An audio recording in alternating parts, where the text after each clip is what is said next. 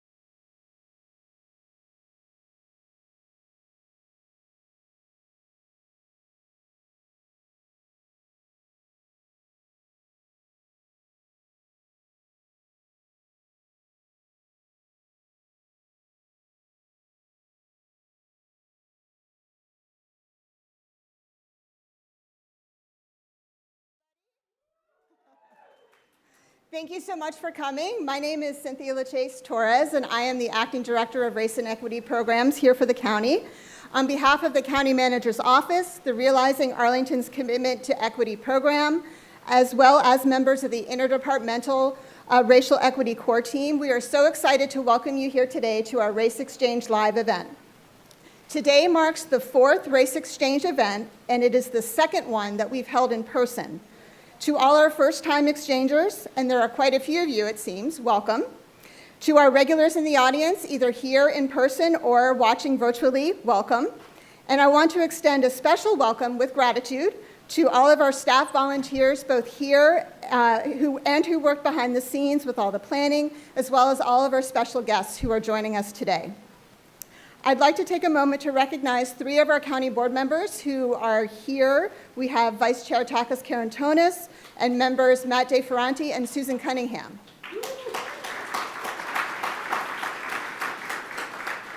So during our time together today, employees across the organization will be able to listen, learn, collaborate, and exchange ideas.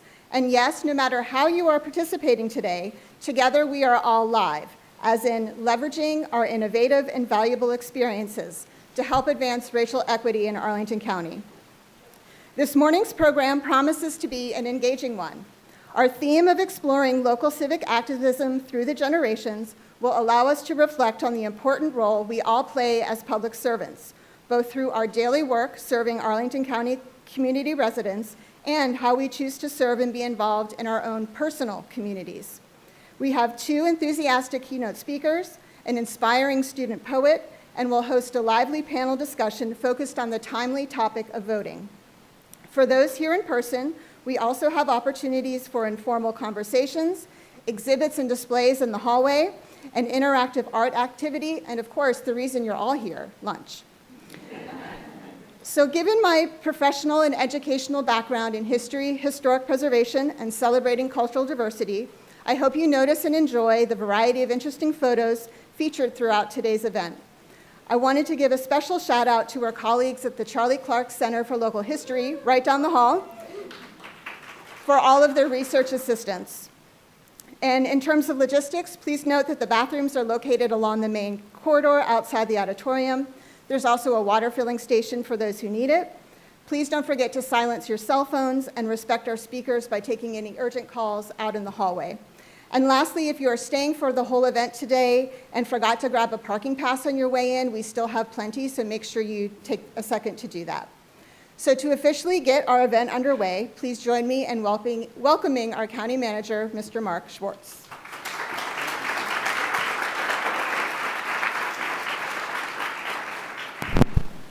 Good morning, everybody. I will be brief. I wanted to focus on two things. First off, isn't it great that we actually pause? We're all so busy. Today is a day for us to pause and to see each other. How many of you have seen people for the first time in real life that you've only seen on Teams? Raise your hand. We're still in that world, but I bring that up as sort of a slightly humorous point, but we are so busy doing things all the time, thinking and trying to make our community better, that it's unusual for us to take this time to pause. I really want you to take the opportunity today to take a deep breath. I know we're under a lot of stress because of something that might be happening next week. But I want us all to take a deep breath and think about what we can bring to our community, not just today, but even after next week, regardless of what happens in the election. We will be called upon to do more than we're doing right now. So it's an opportunity to recharge our batteries. Please, please, I know so many of you in this room, you have so much to share. Do not be afraid to share it. It comes from a place of different experiences, and that is the way you're going to be able to grow and improve yourself and our community. So the last thing I wanted to say is I wanted to thank Cynthia, Patricia, and everybody on the team. They have been working at this for several months, and I know that today will be a phenomenal experience. And so please be sure to thank them. And let's put our hands together for a big Arlington welcome for Takis Karantonis, Vice Chair of the Arlington County Board.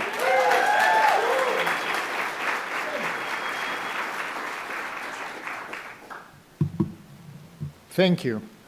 Oh, that's absolutely awesome. I didn't expect so many people to be here. Thank you so much for this. And I know that I'm between you and an actually very thought-provoking program. I want to say that I'm here on behalf of our chair, Libby Garvey, and all my colleagues. 3 of them, or 4 of us are here. We're almost illegal because this is, borderline. But we feel very, very strongly about that, and to a great extent, we owe that also to our chair emeritus, as I want to say, or immediate past chair, Christian Dorsey. And I will start there because this is not just the fact that he's a black man in leadership, in a leadership position in Arlington County, but he was literally, he challenged everybody, myself first and foremost, to look through the issues and understand. And actually it was very interesting because at some point I had to make the jump from, the civic side, where, the community side, to the governance responsibility side. And then things got immediately more codified, like what do we do on employment? How is our hiring? How are is in internal mobility? How is the retention of our staff? How much of an example are we for everybody we touch, and we touch a lot of people here? We deliver all together you deliver 95% of the governance that every single Arlingtonian experiences when they get out of the door. Talking about the anxiety for next week, this is hugely impacting us, and therefore it impacts 95% of the experience of an Arlingtonian who will be walking out the door on Wednesday, November 6th. Then there are the other things, like how is our service delivery? How do we see people? I mean, DHS was not the first acronym that has been mentioned here, but it's the freaking most important instance in front-facing people here. Also the biggest department, 800 employees. How our budgets reflect our commitments. How do we procurement and contracting? How do we export what we learn here, what you experience here, what you will learn, what you will begin to digest? How does this translate in our everyday life?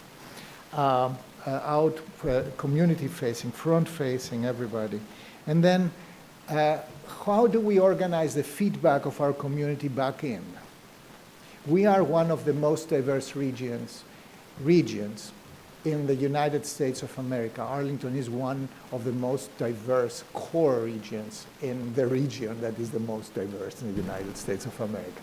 So that brings a lot of responsibility on us.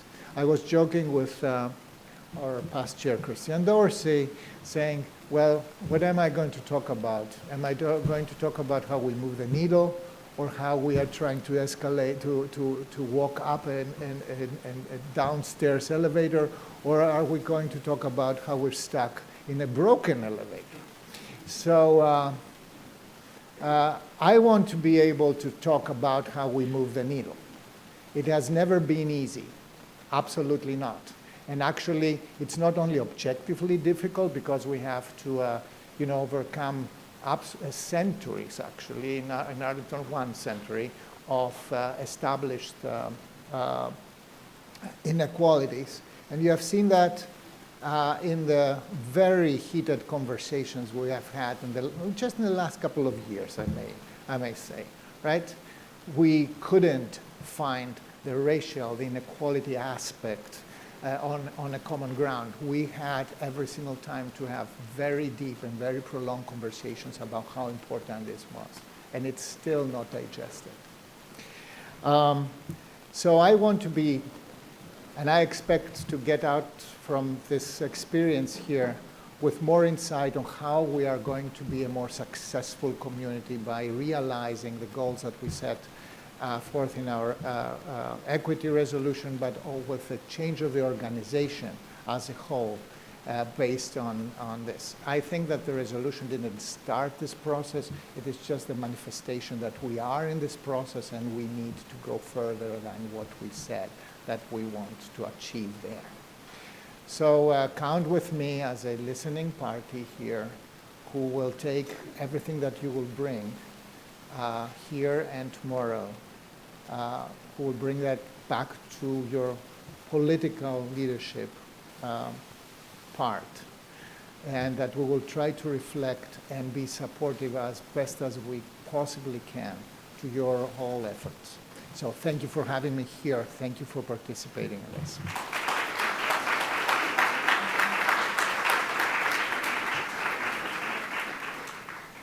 Thank you so much, Takis. So now I am excited to welcome a special guest. With us, we have Ms. Destiny Aguilar to share an original poem with us. Destiny has attended Arlington Public Schools for all her education, starting with Hoffman Boston and now finishing up as a senior at Langston. She'd like everyone to know that she is an independent thinker. Destiny began writing poetry in 4th grade, and motivational poetry is her passion. She performed at Busboys and Poets for the first time last month, and she aspires to pursue a writing career. So welcome, Destiny. The stage or the podium is yours.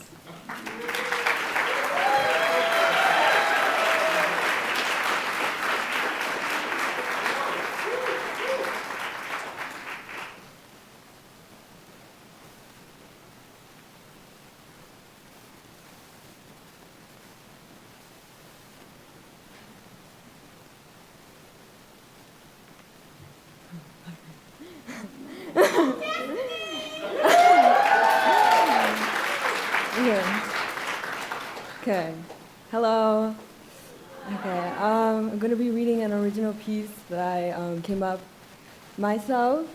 I hope you enjoy it. The title is We Fight Together, We Survive Together.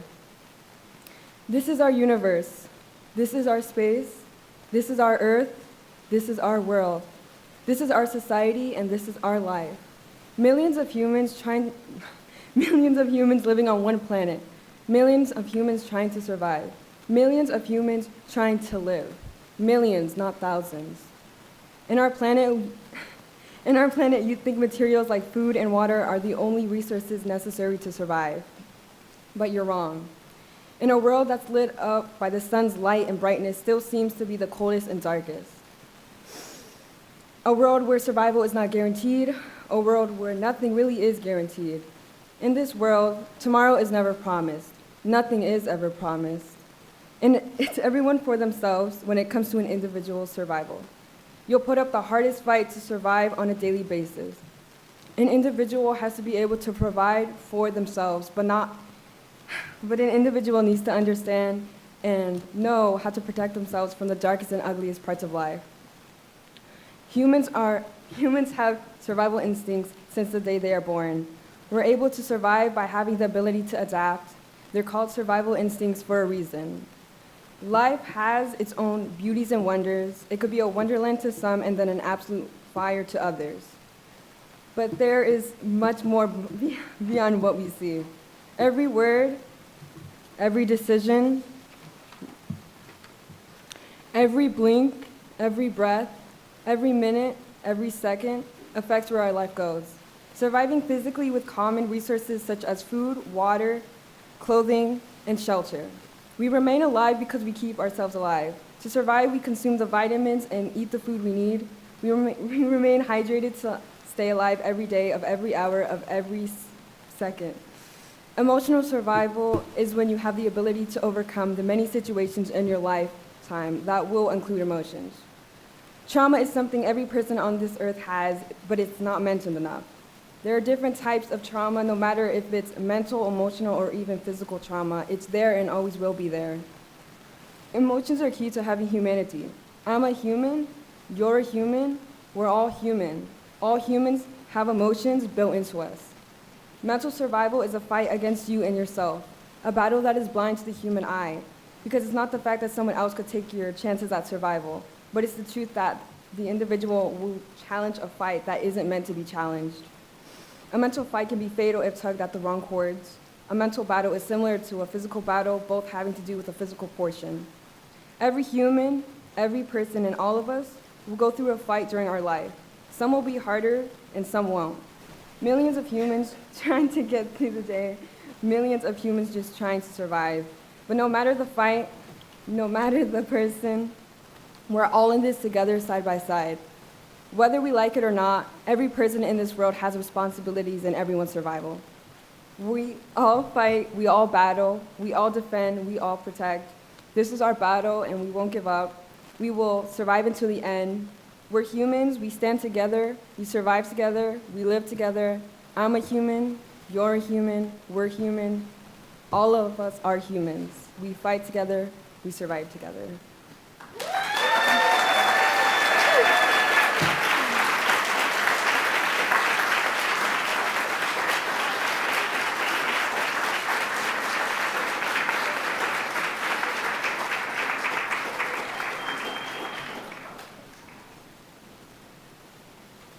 Thank you so much, Destiny, for sharing your talent with us. We were so grateful that you could be with us today.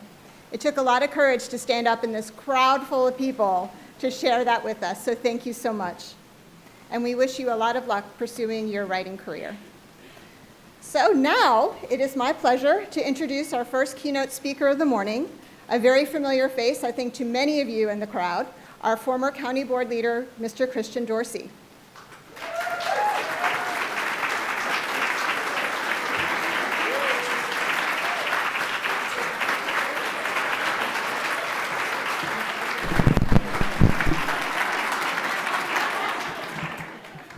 You all thought you got rid of me. It is really quite an honor to be back here. This all seems very familiar, this room, this space, many of you. But what is unfamiliar is having a time limit on my remarks. But given the goals of the day, I will do my best to adhere to the 15 minutes. Siri, set a timer for 15 minutes. All right, let's see. Destiny, thank you so very much for that poem. It actually, in many ways, is a great jumping point for what I want to talk about today. Humanity and our quest always to be better, to evolve, and to grow. And as we think about that in the conversation of race, there's some key things about our humanity that I think can be useful in thinking about our current time. In 1971, it was actually the year I was born, there was a term that was coined, that America was moving towards a post-racial society. The reason people thought so at the time was because we had come off the 60s and the Civil Rights Act and the progress that was made during the Johnson administration. And in fact, this was the period of affirmative action taking root not only in universities and companies, but also in the federal government under the leadership of Republican Richard Nixon. And people thought that this moment in 1971 would lead to America progressing and evolving to get rid of the racial issues of the past.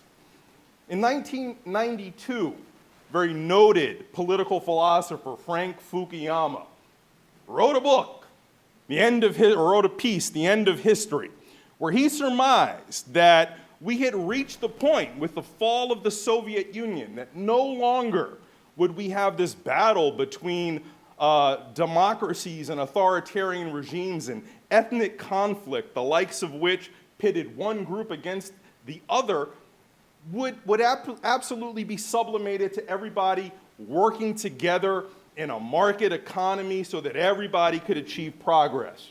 And then in 2008, you remember that, the election of Barack Obama, again, brought with it people saying we had reached a post-racial America, oblivious to the fact that nearly 40 years before that, people were saying the same thing. I bring these up because obviously all of these events, all of these proclamations, these grand proclamations about post-racial America or the end of history were all hyperbolic. And they have not aged well. They've aged about as well as that milk that's in the back of everybody's break room fridge. But they were ridiculous even at the time, if we think about it. In fact, these were the pronouncements of people who really weren't paying attention, or more importantly, weren't listening to people who were actually experiencing the negatives and the downsides of being a marginalized minority group, whether it be in America or throughout the world. In 1971, when they're talking about a post-racial America, because of the growth and expansion of affirmative action, what they ignored was that there were lawsuits immediately before any affirmative action programs were ever put in place trying to stop it. When Frank Fukuyama talked about the end of history, not only was he oblivious to the fact that most of the world didn't even practice democracy and were struggling with ethnic conflict, he ignored the fact that even in the United States, the whole notion of ethnic conflict being completely eliminated because everybody would get behind free markets was oblivious to the fact that people in power were not interested in sharing it. And in 2008, even though a black president was elected, we know what happened immediately thereafter. People forming resistance, largely based on the fact that he was black, questioning his citizenship, his identity, and creating the rise of the political conversation that we see today. Now, these things all illustrate some common truths about race in America. There has always been a rush to have seminal events that seem to indicate progress and to say, you know what, game over, we're done, we're overcome, let's stop talking about race, everything is all better. And this is combined with the myth that we are moving in an uninterrupted upward trend towards progress. Neither of these things are actually true when you take a critical lens and look at America. And people of color have always experienced something different.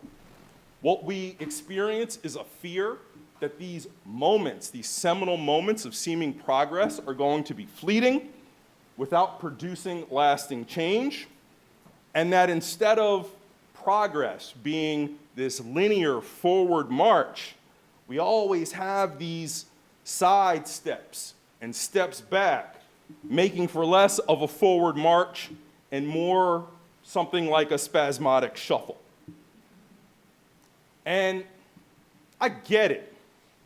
For people who don't have these experiences, these thoughts, many whites in America, they're fatigued by race, talking about race, dealing with race.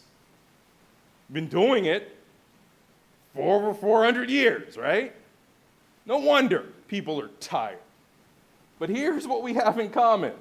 So are people of color. We're tired too. We'd actually like to see, instead of the shuffles and sidesteps, that there actually be a march forward. Now, with that as background, we began our journey in Arlington about 5 years ago. Vice Chair Carantonis talked about the equity resolution, but I'd like to even go what went into considering that step forward.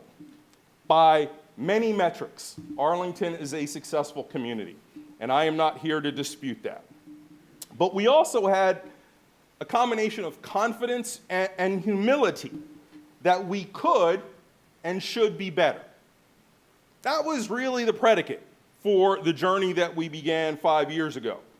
And we also recognize that for all of our successes, the best of Arlington was not experienced by all in Arlington.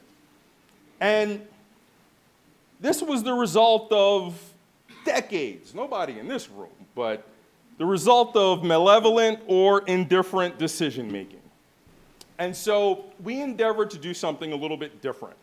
So instead of just kind of going through the same routine of having markers of progress where we all say, okay, we're done. Racial conflict has been eliminated.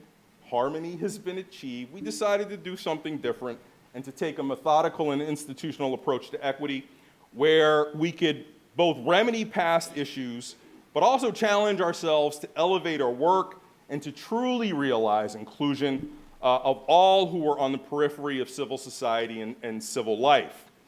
Now, let me give you an analogy, and I promise this will be quick. It's a story. I coach, Mark knows this, I coach rec league basketball.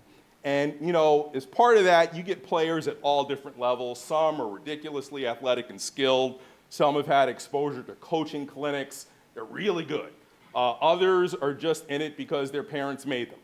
And so I got these players that I got to try and work with, but I need all of them to thrive. It would be, it would be easy to take the players who are really gifted and skilled and work on making them even more gifted and skilled, rely on them to carry the team because, let's face it, working with those kinds of players is a lot easier than working with the ones who are still trying to figure out what dribbling means. But here's the thing. In each of these games, we have 120 minutes of game time.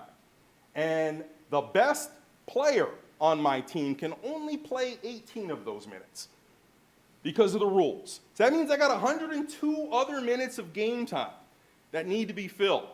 And if I haven't prepared the other members of the team to contribute, we are not going to have team success.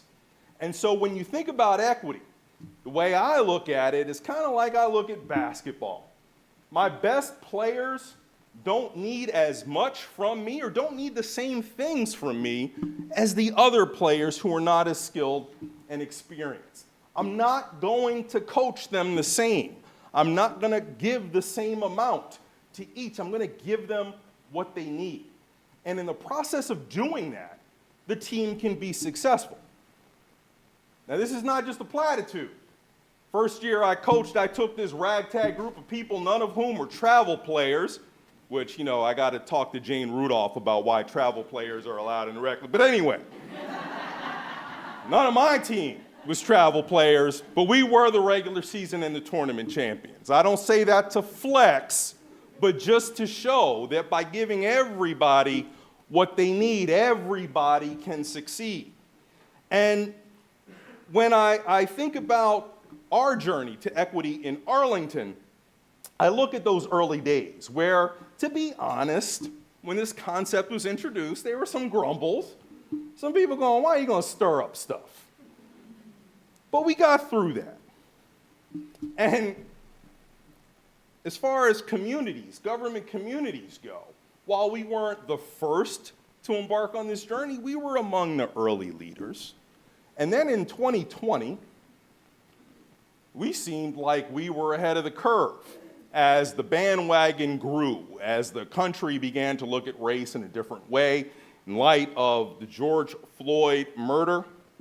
And from that, 2020, many people were very, very interested in labeling that as one of those big seminal moments. 2020, the year things change. And the early results, in all honesty, look promising. Companies decided that they were going to hire diversity and inclusion staff. They were going to commit resources to advancing the work of DEI. We saw this take hold in the country in a way that many people had not seen in their lifetime. But back then, despite all of that promising stuff, I publicly warned that there was going to be a backlash. And it wasn't because I'm brilliant, it's because I've seen this before. And so what have we seen since? While some companies have doubled, tripled down, and moved forward with their work, other companies have decided to fish and cut bait as the societal pressure or political pressure became too great. What we have seen is all of a sudden manifestations of trying to get this country to advance their thinking on race in the form of diversity, equity, and inclusion programs have been met with hostility by people at all levels and all places in a so-called war against wokeism, where it's gotten to the point where you've got political candidates saying the greatest threat to America is not climate change, it's not income inequality or any of the typical things that people talk about, but they're saying the greatest threat to America is wokeism, whatever that means. We have right here in the Commonwealth of Virginia executive order mandates that dissuade school districts from actually educating people by discussing topics that some might call divisive. And then we know the vitriol that has come with a political faction that equates people of color with being unqualified, certain migrants with being genetically prone to violence, and looks wistfully back to the 1700s, a time which was absolutely horrible if you were not cisgender, straight, white, and male, as the time America needs to go back to in 2024. Now, I know that, as Mark referenced, people are stressed about the election, and I'm not here to say that the election does not matter. But the thing that we have to actually absorb, regardless of the election results, the strength of that political faction means that the progress that we thought we were making, the march towards progress in 2020, we've already taken steps back, steps significantly back, and we are moving in the wrong direction. So where does that leave us here in Arlington? Simple. To remember why we embarked on this journey in the first place. It's not because we're just a bunch of ethical do-gooders and liberal blue Arlington, but it's because it was then that we recognized the value proposition of it all. As Destiny mentioned, we're all human. We have instincts about our own survival and our own individualism. So we also have to remind ourselves about what about this work is in it for us. And quite frankly, companies that have doubled and tripled down on their DEI work have understood this because they've seen it in the bottom line. When they diversified their leadership teams, they were able to expand markets and customers and grow profits. We here in local government know that when we bring an equity lens to it, whether you're the police who understands that a community that trusts and braces first responders becomes a force multiplier in their ability to keep the community safe. Or when the county board realizes, when other people are willing to share their talents and opinions, that all of a sudden their ability to make decisions becomes better.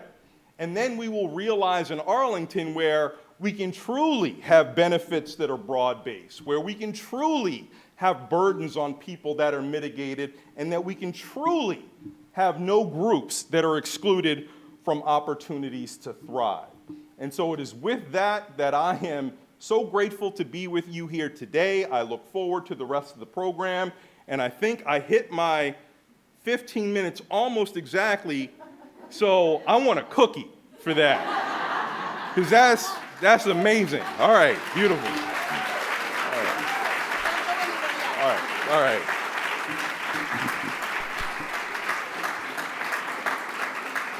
Thank you so much. So we have just a minute or two for questions.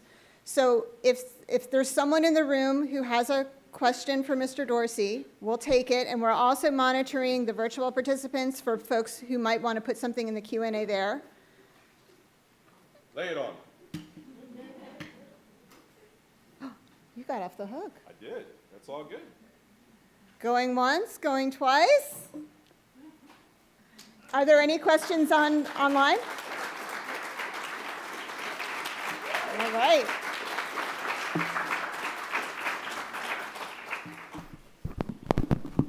Thank you so much, Mr. Dorsey. It was a pleasure to have you back, and we appreciate your time and your perspectives. So next, it is my pleasure to introduce our second keynote speaker, Dr. Angel Jones. Dr. Jones is an educator, activist, and critical race scholar who uses creative methods such as hip-hop and poetry to center the voices and experiences of the Black community. She is also a public scholar who uses social media as an educational tool to increase access to academic scholarship. Dr. Jones is a proud first-generation college student who received a PhD in education from George Washington University with a focus on inequality in higher education. She holds a master's degree in school counseling from Georgia State University, as well as a bachelor's degree in political science from Syracuse University. She is a Brooklyn native and a very proud Afro-Latina. So please join me in welcoming Dr. Jones to Arlington and our exchange.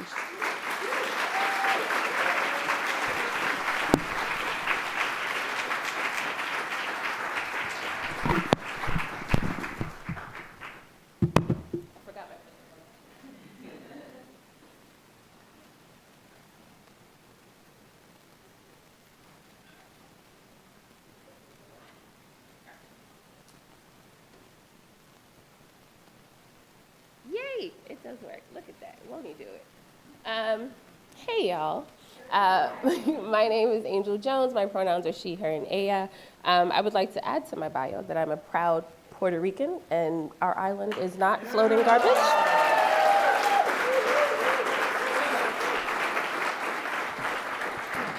So I titled this We Not Me, and I'm so excited that Destiny, I'm pointing to someone who's no longer here, that she talks about the idea that we fight together, we survive together, and I believe wholeheartedly that that is how we get this work done. So I always start with the Queen, Toni Morrison, because this quote really grounds everything that I do. And she says, when you get these jobs that you have been so brilliantly trained for, just remember that your real job is that if you are free, free someone else. If you have some power, then your job is to empower someone else. And I believe wholeheartedly that we should be doing that with the work that we do. Come on. So when you think about the work that you do, and this is not a rhetorical question, why do you do it? Why do you get up every morning besides a paycheck, and y'all got bills, but why do you do the work that you do? You can just shout it out, that's cool. Serve the community, yeah? To impact change, yeah? Anyone else? It's satisfying. Ooh, I like that. Anyone else? One more time? Yes, to help others, absolutely. So for me, I do this work because I have an unwavering commitment to our community. So when I say unwavering, it means I'm going to do this by any means necessary. And I love what you were saying just about the backlash that we get. So as you heard in my bio, I am a critical race scholar, and CRT is a 4-letter word in this country. And I also do digital activism on social media. So I have about 65,000 followers, typically reach 1 to 10 million people every 30 days. And everything I do is social justice focused. So I piss off a lot of white men, a lot of racist white men. So I get death threats on a regular basis. I had a guy one day say that they were gonna hang me from a tree and burn me alive. A guy a couple days ago said I should be thrown in traffic, right? And that's because I unapologetically fight for the community, but I continue to do it because I have an unwavering commitment to this community. I'm not saying that y'all should die, right? Like, I'm not saying that y'all should put your lives on the line, but I think knowing our why is super important. So when you think about why you do it, is your why actually evident, right? So like the way you show up every day, would folks know that you are committed? Would people know that you are satisfied by your job? I'm a hip hop head, so do you walk it like you talk it, right? Like what does it actually look like for y'all? Show of hands, would you say that your why is evident? And it's okay if it's not. We need to step it up sometimes, right? Okay, amen. And I mean, there's some days that it's gonna be more evident than others, right? But if we're gonna talk about civic engagement, which is what I'm about to talk about, I always believe in knowing what our why is and making sure that we're reflecting on the why behind what it is we're doing before we talk about what the what looks like. So let's talk about what civic engagement actually is, starting with another queen. Who self-identifies as a queen, as she should. Being the queen is not all about singing, and being a diva is not all about singing. It has much to do with your service to people and your social contributions to your community and your civic contributions as well. I choose this quote, because I don't want folks to think that you have to be an educator or a politician or have some super important position to be important in this work. Right? I think we can all be civically engaged, whether you're a politician or a diva, right? I think that is really important because everybody's work matters. When we think about the actual definition of it, it really is just identifying an issue and working to fix it, right? Like at the end of the day, that really is bare minimum what it is. I think folks often think about voting, right? When we think about civic engagement, but it doesn't have to just look like that. So it could be volunteering in your community, which I'm sure a lot of y'all already do. It could be advocacy, right? So it could be you writing to your local politicians. It could be, there are a lot of times where innocent black men are on death row, right? So it could be you calling the governor to tell him that he's trash because he's about to let it happen, right? So, I mean, you don't have to say it that way, but if you want to, that's totally okay too, right? So that is also civic engagement. Board service, y'all are already doing that, right? On boards that are serving your community. I would say that I do civic engagement through my social media, right? As I told y'all, I did a post a couple days ago about what ballot measures are, right? Because I think folks are talking about who to vote for in terms of politicians, which is important, but let's talk about what ballot measures are, because some folks don't know what that is, right? Or how to look that up. So me just posting it on social media, to me, is civic engagement as well. So yes, voting is important and y'all should be doing that, but I don't want you to think that that's the only way that y'all can be involved when it comes to civic engagement. I love black women, just in case you didn't know. So this is Audre Lorde, who is my favorite author. And she says, without community, there is no liberation. And I believe that wholeheartedly, right, that we have to do this work as a community and for the community as well. So when we think about this first question, do you think that it is your responsibility to support the liberation of others? What is your role? What does it actually look like for you to be working towards the liberation of others? Providing opportunities, yeah. Believing in our experiences, yeah. Yes, yes. Mm-hmm. This side of the room is killing it, y'all. Come on. I'm just saying. This side of the room. Amen. Thank you. Anyone else? Yes. Challenge all these nonsenses. Nonsenses? Well, today that's the word, just in case y'all didn't know. Is there anyone who's willing to self-implicate or be honest and think that it's not your job, that it is not your role to do this work? And sometimes that's not just because y'all don't care. Sometimes folks don't feel qualified to do this work, right? Or don't feel educated enough. Is there anyone that feels like, I want to do the work, but maybe I don't feel comfortable enough doing it? Everyone's looking forward, so if you raise your hand, they really won't see you. So I think, so if we're thinking back to the other question I asked, right? Oh, I'm sorry, go ahead. I was going to ask you a question. Oh, thank you. I'm in a role where I don't have sometimes the power or the authority, but I see my role not necessarily to be the liberator, but to be connect you to the conduit, so that I can tell somebody, this is not what I do, but let me take you to, show you to, educate you about the people, the party, the things that will get you where you need to go. And you can forget about who I am as long as you get to where you're supposed to be. And I can say, I'm not the attorney or the whatever teacher, but you can get to the next level and hopefully that's where you need to be. Yeah, first of all, we're not gonna forget who you are. Like, we're not doing that. But like, yeah, I believe that wholeheartedly, right? So that comes back to community, right? So like, I think we all have our own lane, our own role, but I think if we're connected to each other, we're gonna know who to connect folks with. So I would absolutely consider that civic engagement as well. Are there others who feel like in your current role you can't be active or you can't be involved in civic engagement? Or you can't call out the nonsense?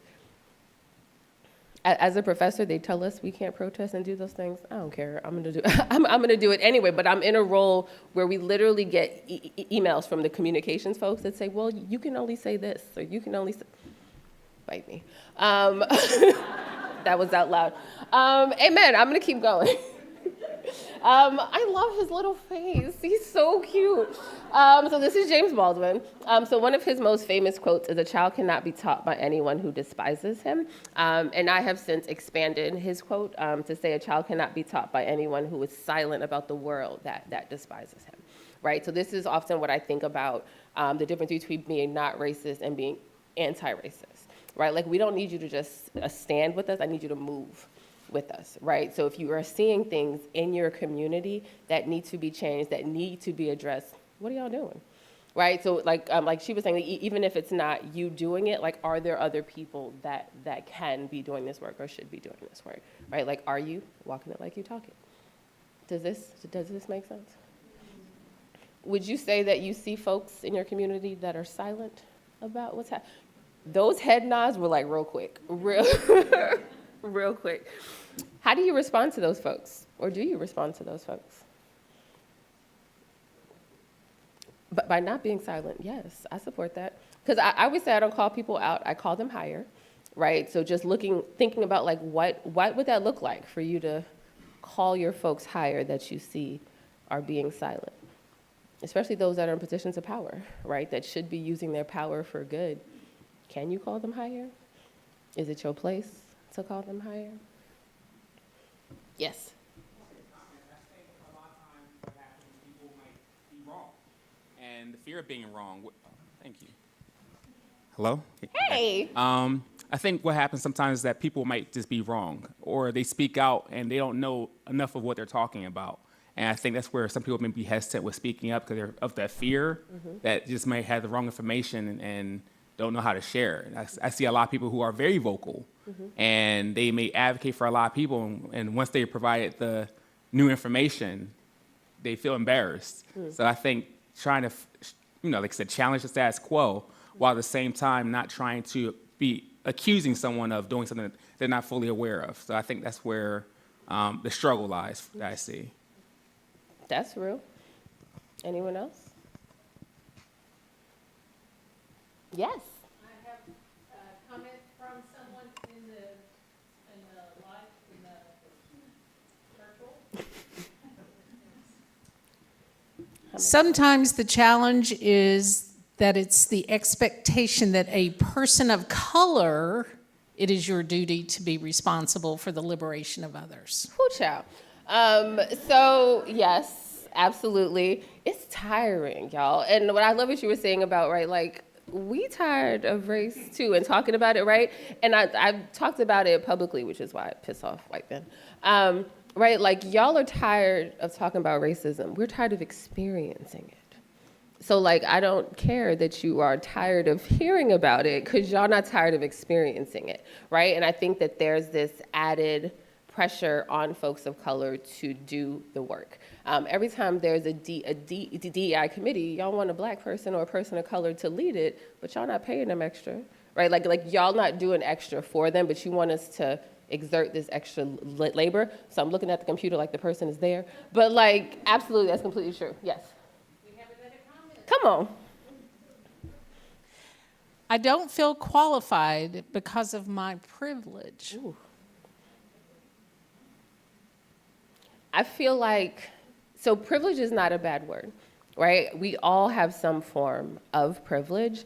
And I feel like it's our responsibility to use that privilege for good, right? So I feel like when we are privileged, we shouldn't be centering ourselves in the work, but we should absolutely be using our privilege to elevate the voices of folks that are marginalized when it comes to that. So, for example, I do a lot of advocacy work with the Black trans community, right? I am not trans, but I allow them to use my platform, right? So I've done a bunch of lives and workshops and things like that where I'm just like, look, I have this large platform. Let me elevate your voices instead, right? Because as a cis woman, I have privilege in that space, but I'm using my privilege and my platform to make sure that I'm uplifting others. So yeah, having privilege doesn't mean you're unqualified. You just have to approach the work in a different way. And I'm still looking at you like you are the person that asked the question. But person in the virtual sphere, I'm looking at you, I see you, I feel you. Yeah. See, y'all didn't know I was gonna do audience participation, so I'm sorry that sorry that you have to walk. Sorry. I just feel that doesn't matter your role, we should be able to empower others to speak their mind and say how they feel, because depending on your culture or how you grew up, a lot of us were taught to be silent and not to speak up, keep our head down. So just letting them know that they no longer have that barrier, they can now speak up. Will make the difference. A lot of the times I have clients that they're like, no, I shouldn't do this or say that. I'm like, no, that was back then, not anymore. Yeah. And I would also argue that for those of us that are in positions of privilege, it is our job to do it, right? So I would say it's not Black folks' job to fix racism. We didn't create it, right? So, I think it's the same thing with other systems of power, right? So when it comes to sexism, men, I need y'all to step up, right? Like women can perpetuate sexism as well, just like Black people can. There's Kanye West. So Black people can also be anti-Black, but that's a totally different keynote and workshop, right? So I feel like if we are, that man, Jesus. I told you, I'm a hip hop head, and I love hip hop, but that man breaks my heart. Anyway, see, he made me so mad, I forgot what I was talking about. Okay, privilege. If you have privilege, right, like it's our job to dismantle those systems of oppression because we have privilege. Okay. Anyone else want to comment? Not on Kanye, because y'all gonna get me started. There's a whole list of other anti-Black folks that we could talk about. Yo, this clicker's a hater. Thank you. What's next? Okay, so when I think about doing this actual work, right, like what does it actually look like? So for me, it is a two-pronged approach, right? So I believe that we should be in service of the community, but we should also be in partnership with the community. I think sometimes when we have these positions and we want to serve, which is great, but sometimes I feel like we just step into roles and tell people what they need, right? Like, oh, I know what the community needs. I'm going to do this. But did you ask them? Like, if you are wanting to serve people, are you actually asking them what their needs are? Because you can't meet the needs of folks that you haven't talked to, right? So making sure that we are in service of it, which is why we need to go back to our why, right? If your why is to serve the community, talk to the community. And it sounds so simple, y'all, but people don't do it, right? So even as an educator, it irks me when professors walk into a room and they just assume that they know what the students need and what the students want. I talk to my students. I involve them in every single step of the process. So like on day one with the syllabus, I'm like, okay, this is what I plan to teach you this semester, but are there other things that you want to know?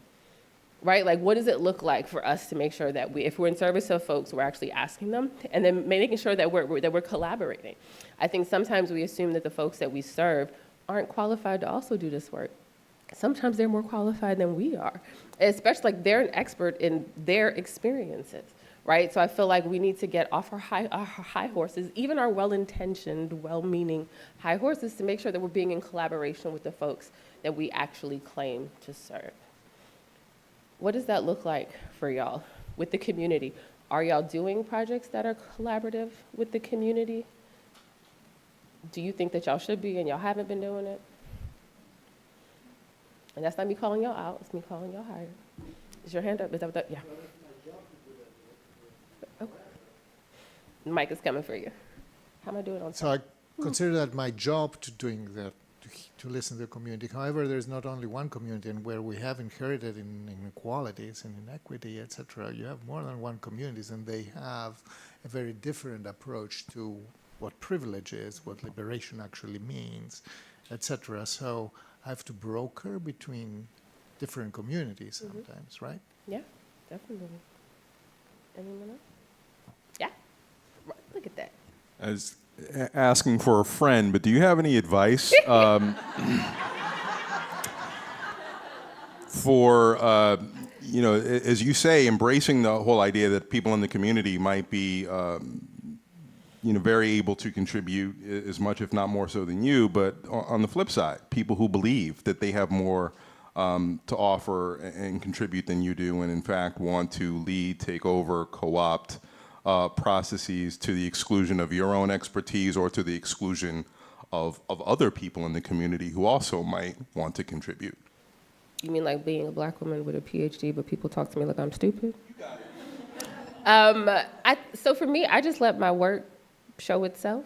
I'm very intentional about everything I do. I mean, as y'all see, I match my PowerPoint. That's intentional too, right? Because I want folks to know that like I care about this work.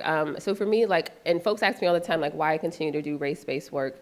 Like, does it make me mad when I can't change racist folks' mind? And I would say it's not my job to change folks' mind. It is my job to educate. What you do with that information, boo, is between you and whoever you serve, right? So I'm very intentional. Like, I don't have time for them folks. Like, I'm gonna focus on those that I actually want to serve. Because if I spend all my time thinking about them, I'm not gonna have time to do nothing else. Yeah, I got like negative 30 seconds. Okay, next one. Okay, one. Oh, again, we just talked about that. I think there's only one more left. Maybe? Next? Yay! Okay. So when we think about the community, right, our community deserves for us to do this work with purpose and on purpose. I think that's the last one, yeah? Maybe? Yay! I did it. Okay.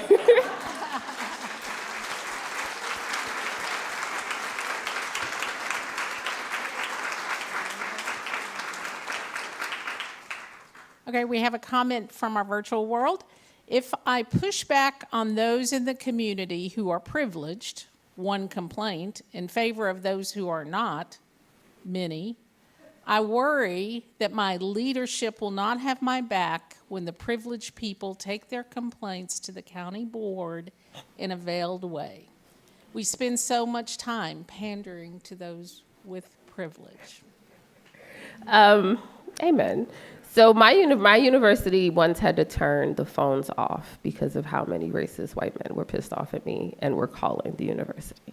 I'm grateful because in that one particular situation, the university did have my back. That's because they know who the hell they hired, right? But I think it's important, right? So I think for us, maybe you need to start with leadership, right? Because if they don't have your back when it comes to this work, that means they're not really about this work either. And I've been fortunate to be in those spaces, and I no longer put myself in spaces where they won't have my back because my life is literally on the line. But I'm aware that that's not the norm, and I'm still looking at you like a shoe. Hey, I don't know where the camera is if there is one. All right, we have 2 more minutes for questions or comments. I think there was a hand in the back, yeah.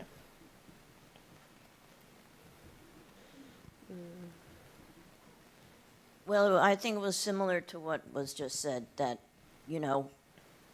being able to take the the step to really engage people means you really have to value and understand that they have their own ideas about what is right for them. And we are very sort of certification, degree-oriented community where the public always knows, the people who are privileged here really know, they think they know what everyone needs. So it is, I just wanted to comment on that other issue that you have to be able to push back and say to people, and I say this to elected officials too, even though they don't like it, but you know, we don't have to do everything because two people in the community complain. You know what I mean? We have to have the courage to say, those people have their views, but the majority of the people don't have those views. So why do we spend so much time catering to the needs and the complaints of a few? And we know exactly why they care about that few, right? Also, a different workshop. 30 seconds. Any other comments or questions? Yeah?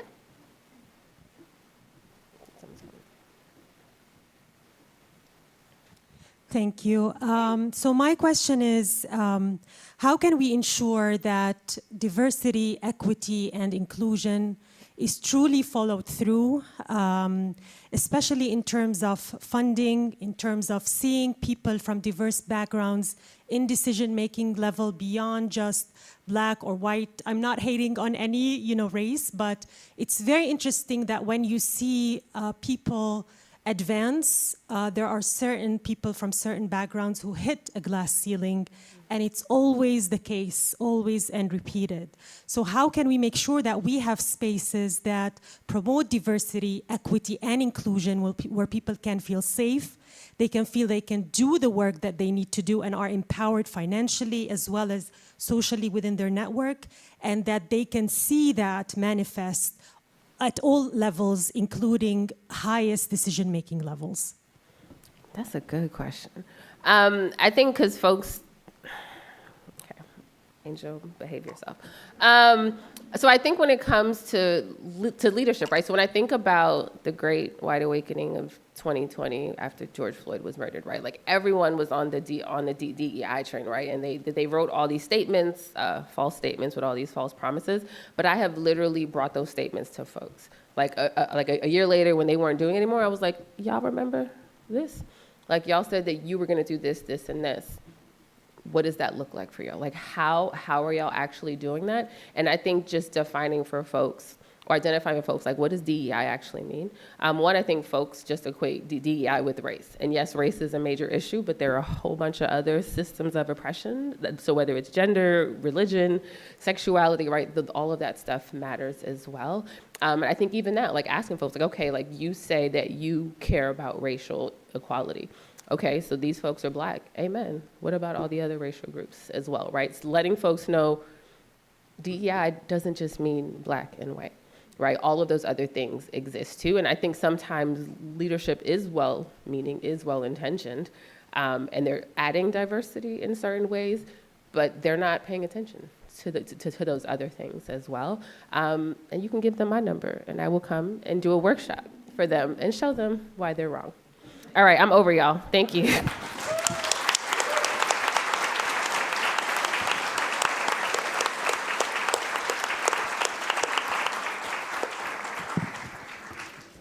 Thank you again, Dr. Jones. It was a pleasure welcoming you to Arlington County. We appreciate your inspirational messages to us about the importance of civic engagement and being active in your professional and personal communities. So thank you to both of our speakers for keeping us on time. So now we do have time for a break for everyone. Please plan to be back into your seats right at 10:45, please, so we can go on to the next segment of our program. And for our virtual attendees, our moderators will put some questions in the Q&A if you want to consider those during our break. So thank you.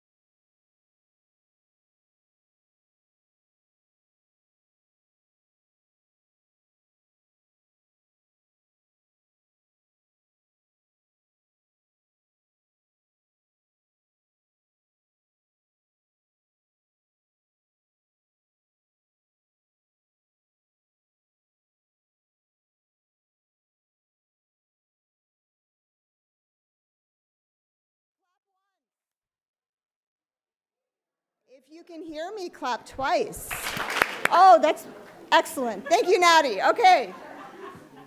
I am so glad that everyone is enjoying themselves and having riveting conversations, but I'm here to keep us time on task. There'll be plenty more time to talk, I promise. So I want to introduce our next segment of our Race Exchange Live program, a panel conversation entitled Voting Counts, Perspectives Across Generations and Cultures. I'd like to emphasize one important caveat, though, before we get started. Our panelists will only be sharing their observations about voting that are rooted in their own personal lived experiences. Today's conversation will not be a platform to discuss specific political parties, candidates, or next week's election. So please keep that in mind. Before introducing our panelists, I wanted to offer some brief historical context for voting on Virginia. I thought these few points would provide some perspective on the conversation to come. So following the Civil War, Virginia was one of several southern states that required a poll tax as a prerequisite for voting. At that time, poll taxes were used to disenfranchise both African American and poor white voters. In 1964, the ratification of the 24th Amendment made the requirement of paying poll taxes for voting in federal elections unconstitutional.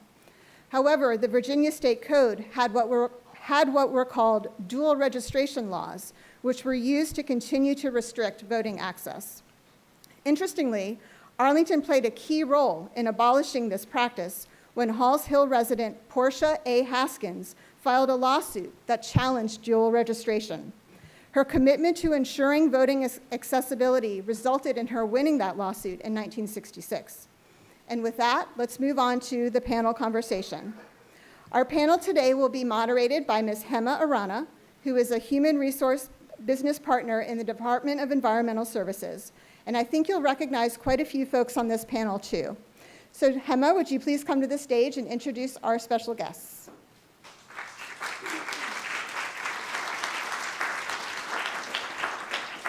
Thank you, Cynthia, and thank you to everyone in the audience that made time out of their very busy days to come and attend, and thank you for also everyone that's watching online. We're going to start by giving a little bit of information on each of our panelists, and then I'll ask each panelist to come up as we call their name, and I just kindly ask that everybody hold their applause until the end. So we will start with our first panelist, Mr. Dale Smith. Mr. Dale Smith has dedicated more than 31 years to the Arlington County Fire Department, where his exemplary service has been recognized with numerous awards, including the Valor Award. As a second-generation firefighter, he followed in his father's footsteps, beginning his career at the historic Fire Station 8 in Halls Hill, Highview Park. Mr. Smith was the first African-American in Arlington's fire department to be promoted to the chief officer ranks. Now retired, Dale remains actively involved in the fire service by mentoring firefighters across the nation. Mr. Dale, I'll ask you to come up.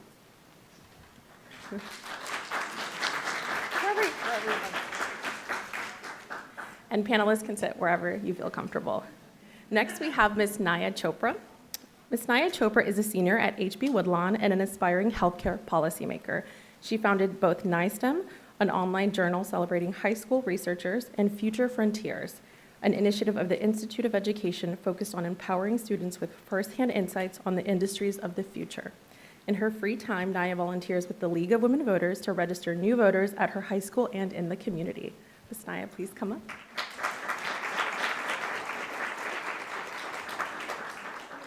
With us, we also have Mr. J. Walter Tejada, who made history as the first Latino elected in Arlington County in 2003. He served on the Arlington County Board from 2003 to 2015, including 3 terms as vice chair and 2 terms as chair. Mr. Tejada has distinguished himself as a leader committed to enhancing the diversity of Virginia and the region's community service. In his spare time, Walter provides Spanish language political commentary on various media outlets and is an avid runner and soccer player. Welcome, Mr. Tejada.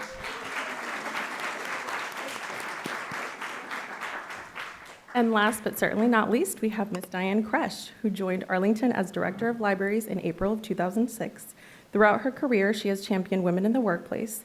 With other women leaders, she has created an employee resource group for women employed by Arlington County government, and is part of a team that sponsors an annual mentoring program to help women find and use their voices. Diane, her wife, and 2 adult sons are enthusiastic users of Arlington's libraries. Let's welcome Diane Crush.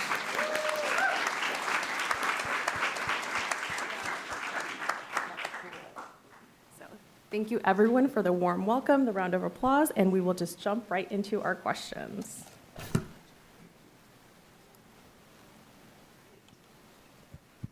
So anybody can jump in. Please feel free to answer and just have a conversation about it. So we'll jump in. The first question is, from your perspective, what barriers have you experienced when voting? I can start with this one. So as a young voter, my birthday was yesterday. I just turned 18. Happy birthday!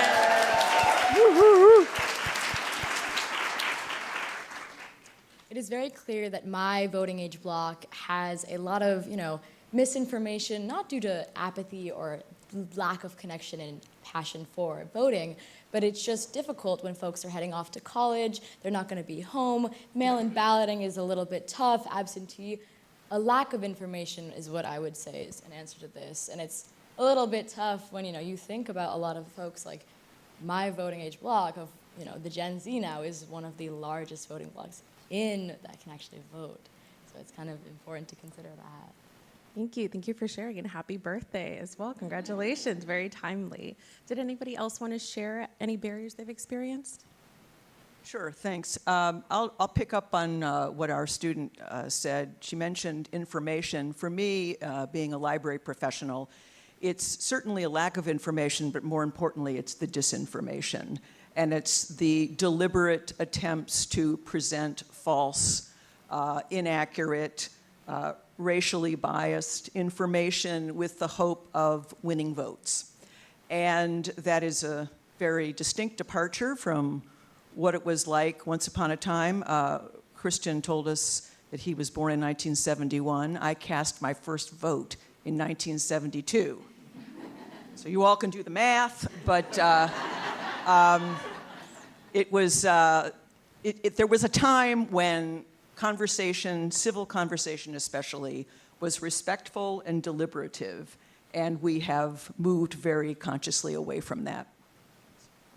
Thank you. Just to add to that, I haven't personally had any barriers because I live in Arlington. It's pretty easy to vote for me. But my parents, who live down by King's Dominion, they're 88 years old. My mom does the internet a little bit. My dad doesn't do it at all, okay? So their mobility and their access is an issue, and the system is not designed to help them vote. So if we didn't make sure that they got there, they couldn't vote. I'd be remiss if I first don't acknowledge the appreciation for the invitation to be here. And I see many familiar faces in the audience, including Mark Schwartz, our county manager, and two county board members, Christian Dorsey and Takis Galantonis. And I want to say, there was a lot of talk about diversity, equity, and inclusion before, but too many times the Latino representation is not at the table. Okay, so let's just throw it out there and make sure. For example, is there anyone here from Alianza? Oh, you're in the house. They're at the table, because if you're not at the table, you're in the menu. So we have a lot of great things in Arlington to feel proud about. And how do we treat each other? I'll give you an example.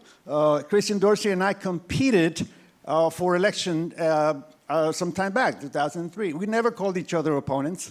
And I went to his events, he went to my events. We were colleagues and supportive. And, there are ways you can have a civic conversation, a civic engagement, determine on what your points of view are, but you don't have to be so divisive as it is in some other places. So back to the question.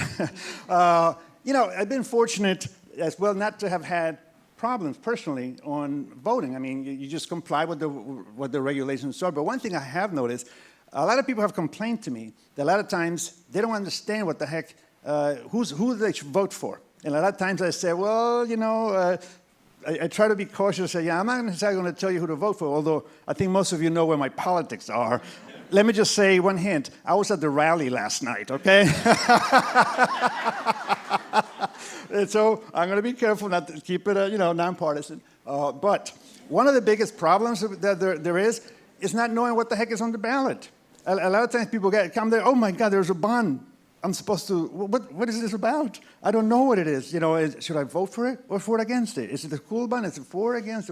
So that's one of the biggest things, to know what exactly is on the ballot besides the actual persons that you're going to vote for. Not in some places, they give you a sample paper, a sample ballot, so, some people just grab that and so on.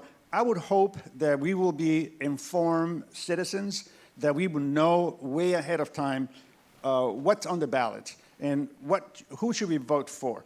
But I would also add that for people who speak English as a second language or might not be well-versed in English but are U.S. citizens and are eligible to vote, contrary one, I'm going to keep it clean, contrary to what others say in other places, there's no large number of people who don't qualify to vote voting, okay? And so part of what we need to do is make it simple and explain to folks. Doesn't mean you have to translate every single little thing, but at least the substance of people so that they know what to vote for. Thank you. And we want to kind of build on that. We talked about barriers. We talked about the way elections have changed, voting has changed. Why do you think there is such a gap between the number of people who are eligible to vote versus the number of people who are registered to vote? I could start. All politics is local, as they say, so we have to look at our own community. When you think about Arlington, how many people, and by a show of hands, and places they ask you to raise your hand, and some people just go like this. No, here you're going to raise your hand, real when you are. Okay? How many people here think Arlington is perfect? There's absolutely nothing wrong with Arlington. That's right. We're not perfect. We've had a lot of great things going on here. We have a really great community, and in large part it's because the people that make the county run. You, as county employees, elected officials, it doesn't mean we're perfect. We do a lot of great things, okay? So part of what we need to do at times is to make the environment inclusive, or people feel comfortable that they can register and inform them that if they are U.S. citizens, they are eligible to vote. And it's very frustrating in the Latino community when we have the largest ethnic group in the United States. More than 65 million Latinos live in this country, okay? That's right. If the number of 65 million Latinos were one country, we would be the 5th largest economy in the world, okay? And so, but out of those 65 millions, about 37 million, just under 37 million are eligible to vote, yet about half vote every year. And so it's upon us to say, no, su voto es su voz. Your vote is your voice. And when we have 330 million people and all that, and locally, we know the demographics, is the way your voice should be heard. So part of our challenge is to continuously educate folks that voting is part of their responsibility when you are a United States citizen. It is part of our responsibilities. And I usually don't like to say American because I'm from Central America, and everyone in the Americas is an American, okay? So, so if you're a citizen, this is part of the responsibility that comes with it being an informed, and that means that if you are a U.S. citizen, you're 18 years of age or older, and then you should register to vote and vote in every election, and know and being informed that it is your responsibility as a citizen to vote. Thank you. I think building off on the idea of civic duty, I obviously just turned 18 and now I'm so exhilarated to be able to vote. I actually voted in the primary because if you're eligible to vote in the actual election, you can also vote in the primary. But I think it comes down to the idea of checking your privilege at the door and voting to ensure that those who represent us across the nation, across state elections, and across our local government are representative of, by and for the people. But I think a lot of folks seem a little disconnected to some of the issues because they adopt the idea of, taking into account their privilege and think, it's not gonna affect me. When in reality, majority of what goes on, in policies that are made and how our country is led will affect almost all of us. And it is very important to consider that and consider that you're not just voting for yourself, but you're voting for the good of your communities, locally, state, and the nation.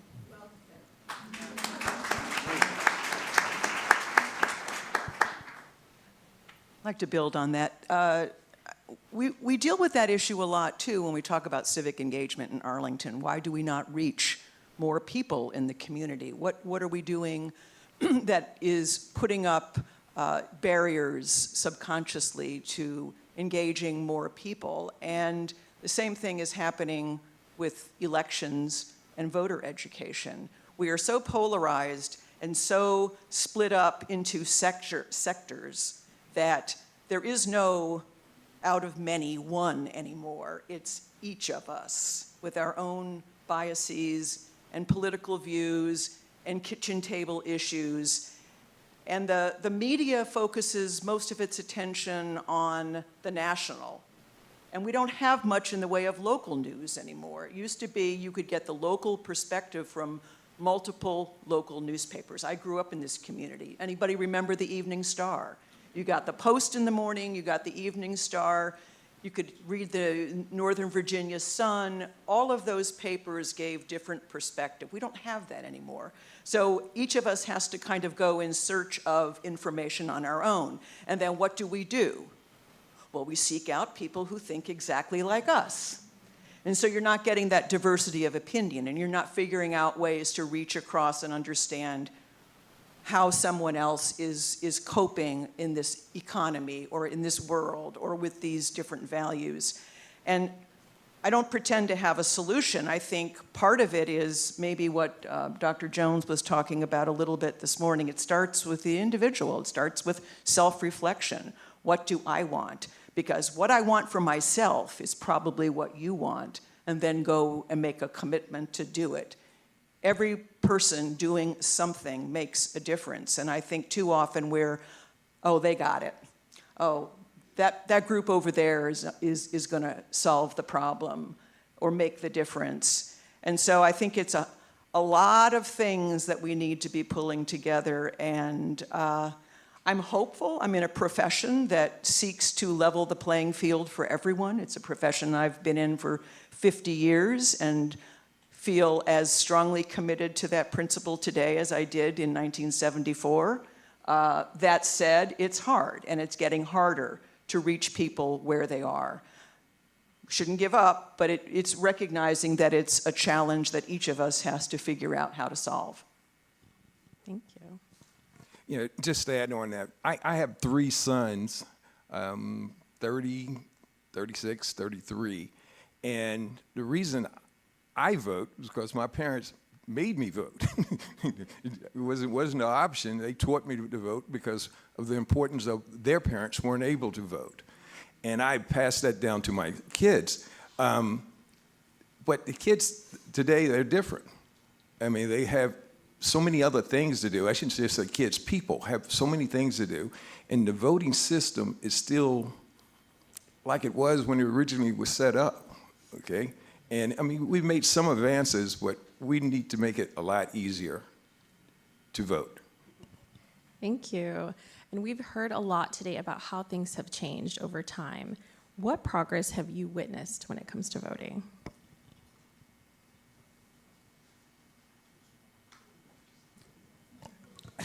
It is so hard to be nonpartisan in this one. But we'll try to respect that. I think, indeed, there's a lot of not just misinformation, there's downright intentional disinformation. I mean, misinformation, sometimes, you auto-type in something, maybe a word or two, spell incorrectly. That is okay, right? I mean, all of us have done that. But when you intentionally set out to confuse people and to put out stuff out there, and now with social media, building on that one, it's so much easier to do that stuff. There's in the Latino community, there are a lot of people who like to say, mire, dicen que, people, listen, they say that. They say what? Who says that? Where did you get that from? And stop passing around through WhatsApp or whatever social media comes to mind, something that you may not know that is fact. And look, as I said, my politics, but I do like a 3-word saying that a Republican president once said, trust but verify. As simple as that might sound, is really what we all should be doing. And so, I think part of our task is to constantly combat that disinformation. And sometimes it's thought, okay, well, it's people from Iran or China or Russia are attacking us. Sometimes it's within our own community, that stuff is going around. If we are aware of that, we really have to, especially, there are many people who are technology challenged, and as much as all of us think technology is secondhand, you get on your computer and you use your cell phone, you check this and you check that. Some people have difficulty with that. And by all accounts, the United States is a country where, fortunately, we are going to be living longer, a little older. And that's a great thing. But a lot of times people are not as well-versed in the technology, when it's easy for them to get influenced by bad things, that come their way, or someone selling them something bad, it can scam them. So there's a need for us to combat the disinformation on an ongoing basis. I personally think that one of the biggest threats we have in the United States today is what I call conspiracy theorists, entrepreneurs. People who are putting out nonsense out there, and they don't care what it is, as long as it's essential. All they care about is that you get clicks, the more clicks they get to someone open that, the more money they make, without any sensitivity to whatever that means. So I think that's one of the biggest things we need to combat, and especially now with AI, it's making it that much more challenging. But that is, I think, where we need to zero in. Technology is great when you know how to use it, right? There are ways how to use it, but it also can be a bad thing. And that is the part we need to zero in more, because it influences people's feelings, people's thoughts, and when they hear it over and over. And some people, regrettably, are really good at lying in our face, even though people are on video saying what they deny that they said. And they are, when audio recorded, saying what they're denying that they said, and they want us to somehow recreate history, and that is part of that. We have to be strong and find a way to, not get angry necessarily, just we can be upset inside, but I'm not sure that's how it works, and figure out how to combat that in a good way. But voting is critically essential, is our own specific way of engaging in our civic participation by making sure to vote. No, go ahead. Yeah, I'm going to ask her to repeat the question.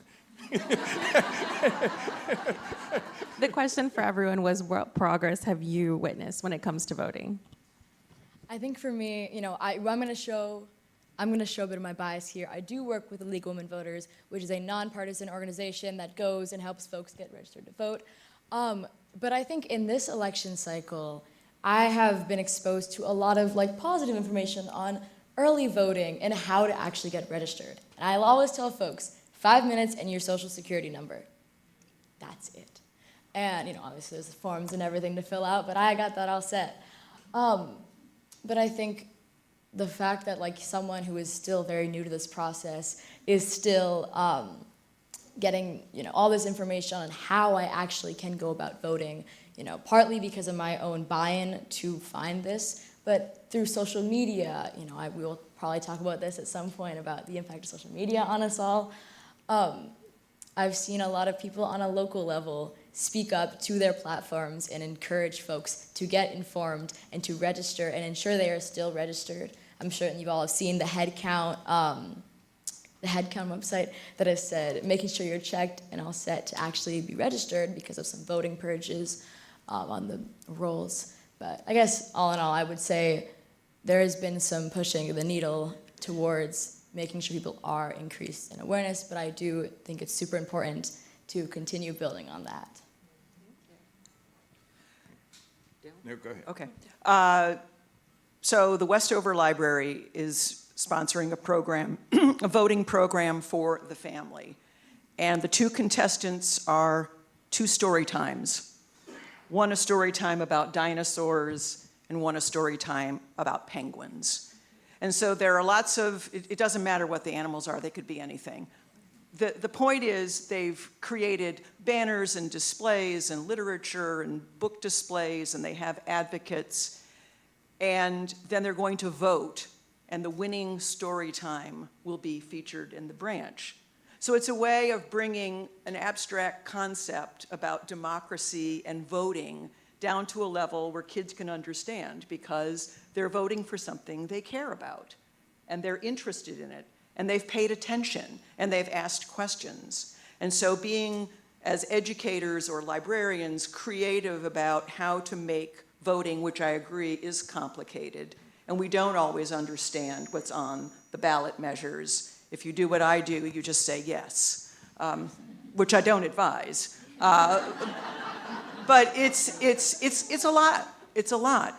So those of us who have platforms, or those of us who have agency, can work with other people, and young people especially, to build that habit, if you will, of voting. I started voting, as I said, in 1972, but I had been aware of voting for years because my mother was a poll worker. And she talked about working the polls, and I knew the women she worked with. And they went to Tuckahoe Elementary every year on election day and stayed all day, and I would hear the stories when they came home, or I would bring her lunch and that sort of thing. So it was always a part of my experience. When my boys were little, they went to the voting booth with me and they wore the sticker.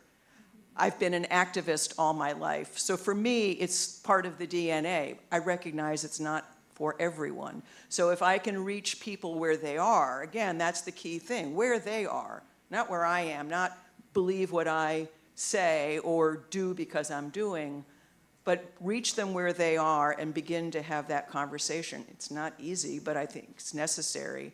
And also for ourselves, continue to model the behavior we want from others, whether we're individuals or community members or civil servants. We have a responsibility to walk and talk. Thank you. And Mr. Smith, what progress? Yeah, just a short one. I just will give you one of my privileged Arlington citizen thing. I'm, like I said before, is making it voting convenient. One of the things about 8 years ago, I voted Yorktown. I went in and got voted, and I was able to get my vaccination. That was so good. I thought that was the best thing I could. That's less one appointment I have to go to, doctor's appointment here. And, but Mark, why did we take it away?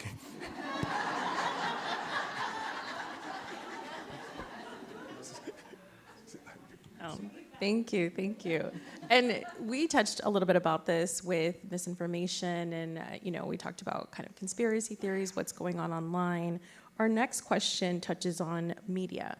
So do you think that media, both broadcast and social media, has more of a positive or negative impact on voters during election season? It's a two-part question. I'll read the second part now, but I can also repeat it. The second part is, do you believe media coverage impacts different communities in different ways?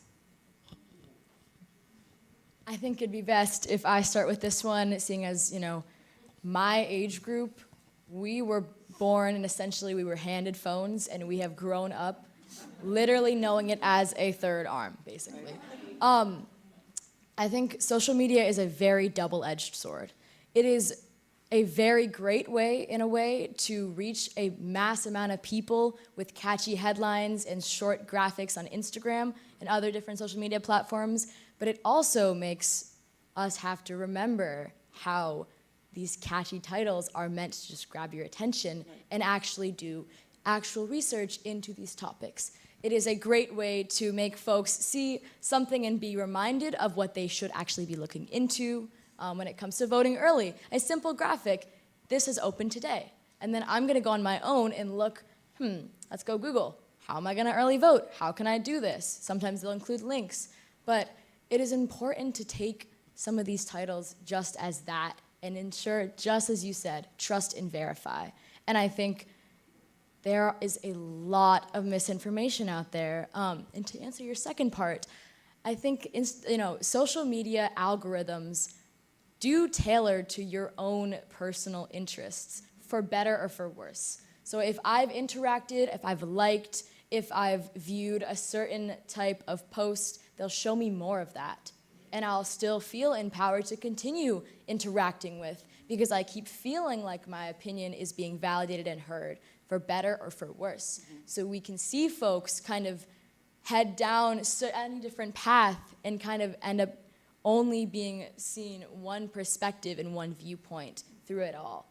And I think it's super important that we check ourselves and understand that we are being sucked in down this certain path, and we need to understand diverse viewpoints and every perspective when making decisions that are going to impact us all.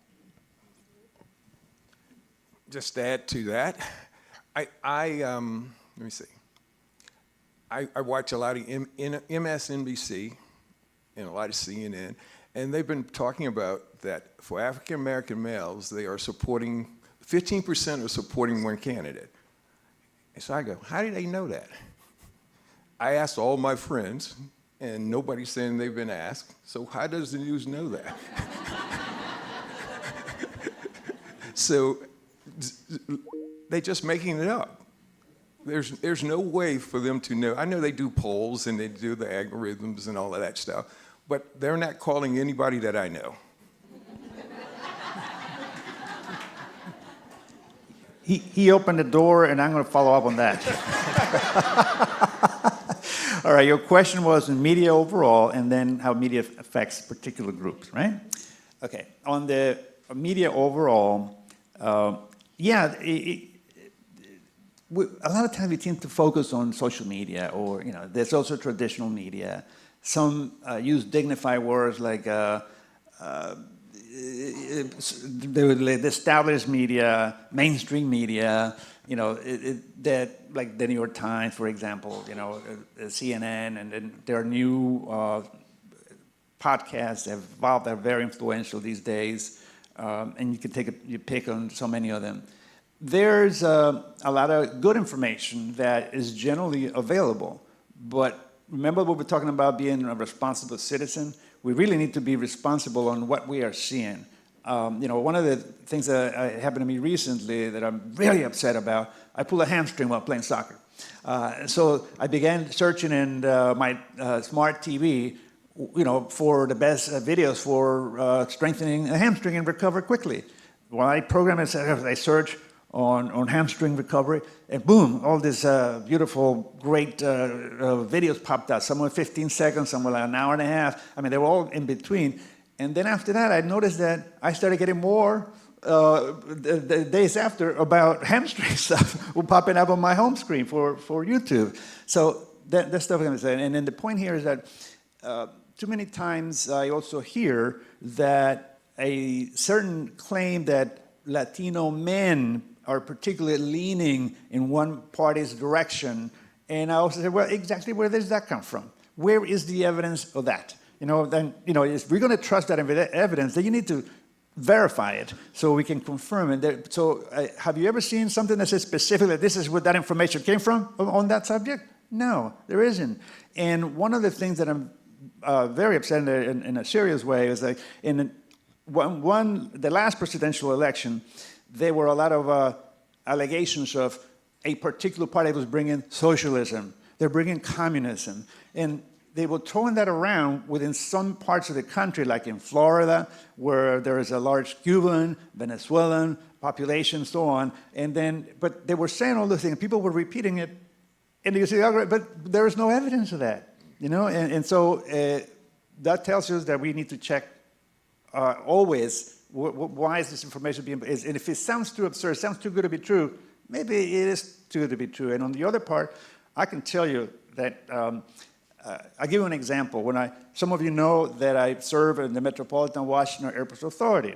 And when I first joined there, they said, okay, we have to send out a press release announcing it. And there was another colleague that joined at the same time. And said, great. And they wanted a quote from each one. And I said, okay, here's my quote.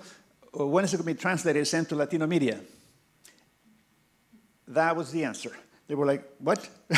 They never heard of that. And so I tell them, there's a new environment at the Metropolitan Washington Airport Authority now. We need to reach out to the Latino community and making sure the Latino media know what's going on when the airport's world. MWA, by the acronym, is in charge of the National Airport and Dulles International Airport and the Dulles Corridor, the Route 267. So, there's a lot of stuff, there are a multitude of jobs related, but the community was not aware of it. So part of it has to be is inform that you need to treat this as standard operating procedures, where when you click the mouse to send out a press release or something, you have a program in that the informational media that needs to get that information. I'm using the Latino media as an example, but we're fortunate in this region. We have ethnic media from a multitude of places. It could be in Korean, it could be in whatever, pick your language, or if it exists, that part of our role is to figure out how is it that we can get the word out. And doesn't mean, don't get intimidated, oh my God, I don't have in the budget to translate this. Send it in English.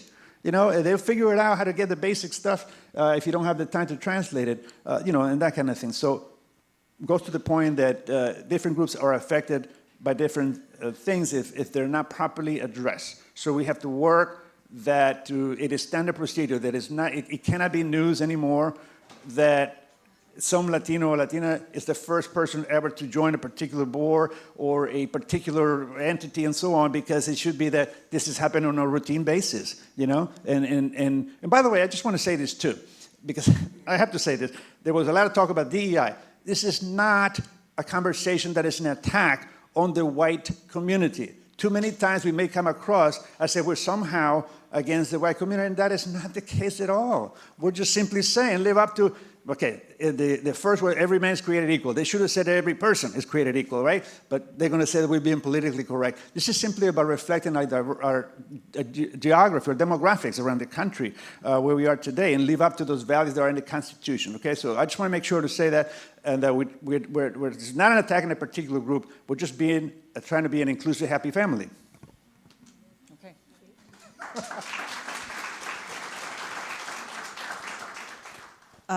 So I'm torn. As an information specialist, somebody who's committed to the free press, I have been disappointed in the media. I consume a lot of media. I consume newspapers and cable and some social media. I'm now following Bad Bunny.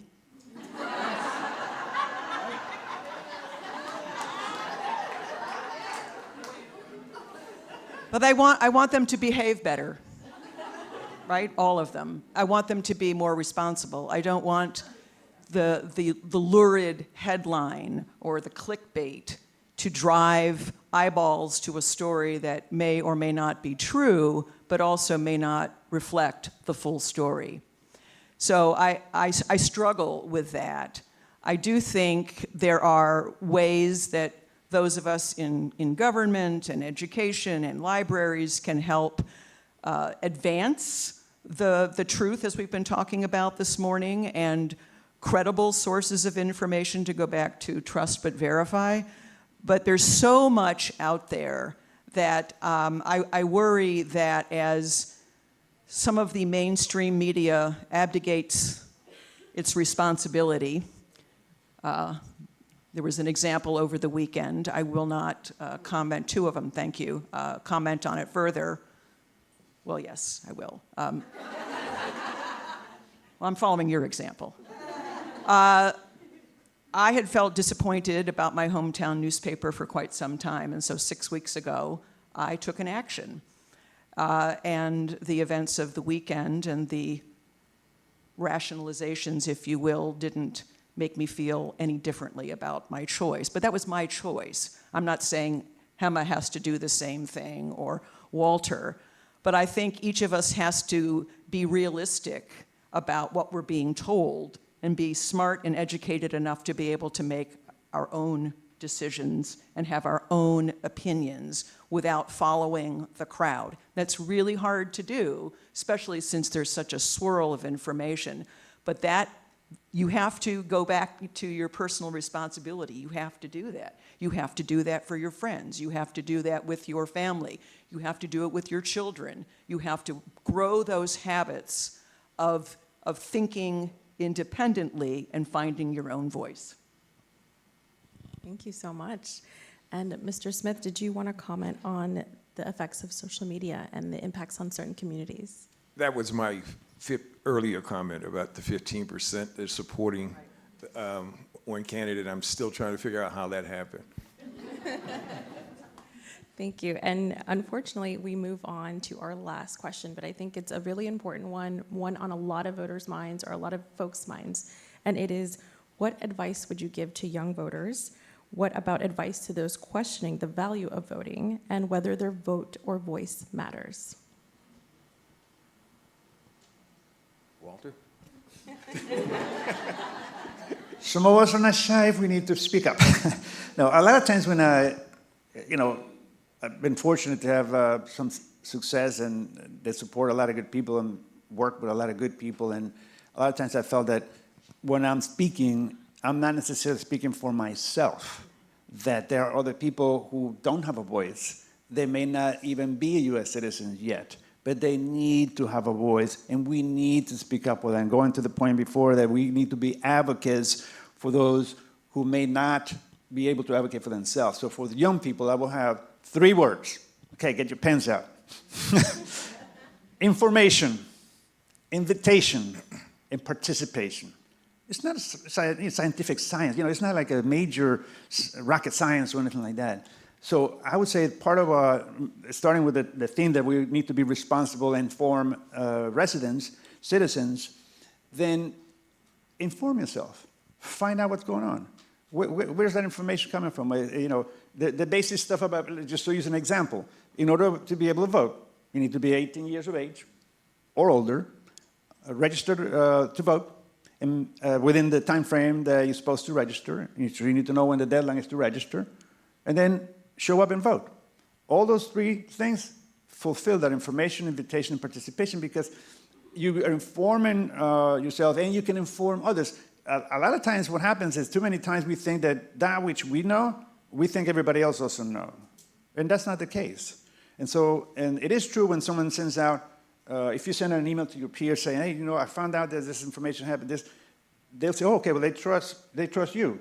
And say, okay, this is good information, because before you send it out, you were responsible knowing that that information is correct, right? And so that applies to it, not just for young people, it applies to any one of us. And so being an informed person, and then part of what's also involved, and this is in the world of civic engagement, and I don't like to say, I know when I hear the word politician, I feel, when you hear the word politics, think of this, public service.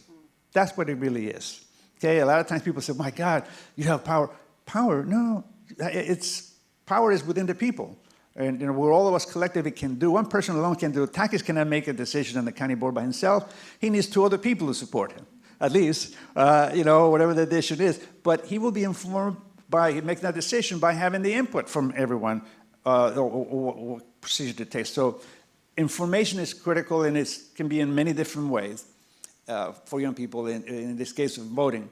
And then the invitation part is, come on and vote. Have you voted yet? Or have you registered yet? And there are times when, and some of us know a lot of young adults who are permanent residents, or they may be young at heart, and they're still permanent residents after 20, 30 years. That's what's called when just because you can become a U.S. citizen. If you've been a permanent resident for 5 years or longer, or 3 years married to a U.S. citizen, you are eligible to qualify to become a U.S. citizen. So part of the invitation is fill out your citizenship application and become a U.S. citizen. So inviting folks to participate as well in the different part. There's no higher invitation in the civic life than to register to become U.S. citizens and vote. And so the key part, the last part, the participation, is probably the most challenging one that we all need to struggle with and continue to improve on, because whether it's for voting or for other things, show up. In Spanish, there's a saying we have, aunque sea ser bulto, pero anda papá, but even if you're just going to be part of the big crowd and just be another person in the crowd, come on and attend. Showing up matters. Being there matters. Having your voice heard through voting matters.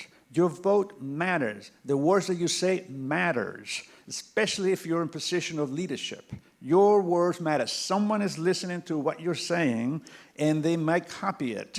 And if they hear bad things coming out of you, and if they hear things that are not true, they are going to be empowered to think, because they're in a leadership role, somehow you can also say those untruths, and that's not the way it works. So I would say information and make sure we become informed in the different ways that we can, even if it's in another language. Invitation to make sure people are participating in the voting process and that they get their voices heard. And of course, the most challenging one that we'll need to work on is the participation part. So that would be the advice I'll give to young people.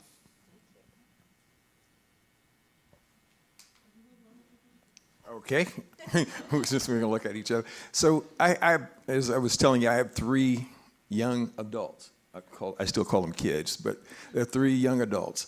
And during the Black Lives Matter movement, I like to teach them all the time. And I was telling them when they saw the verdict, and they were like, how did this happen? I go, do you know where they get the jury pools from? Voter registration. Mm-hmm. So that's why you got to vote. You got to represent. So your voice is heard, and unjust verdicts don't come about. And then when all else fails, I just do like my parents told me: vote. Just go vote. If you ain't figured it out yet, don't worry about it. Just vote. And I'd like to give a shout out to our co-panelist here. She's the future, and others like her. And I want to support her and other young people in having the tools and the platforms to explore for themselves what kind of country they want to live in. And I'll end it. Thanks.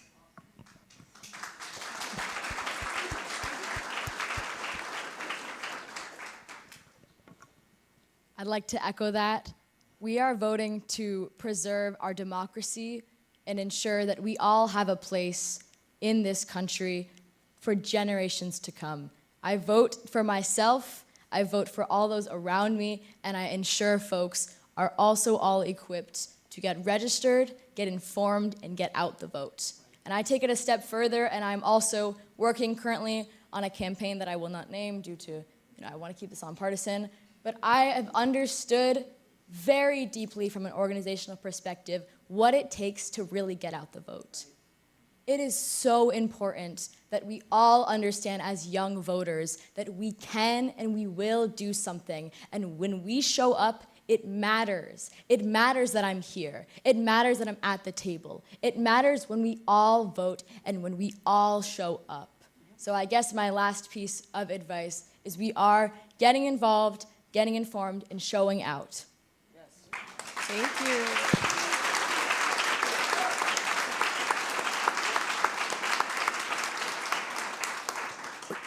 One day, we're all going to be voting for her.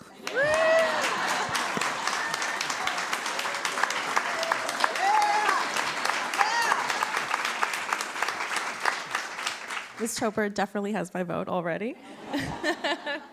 But that brings us to the end of our discussion. I'd like to thank our panelists for this powerful, inspiring, and very important conversation. And I welcome the audience to please thank our wonderful panel.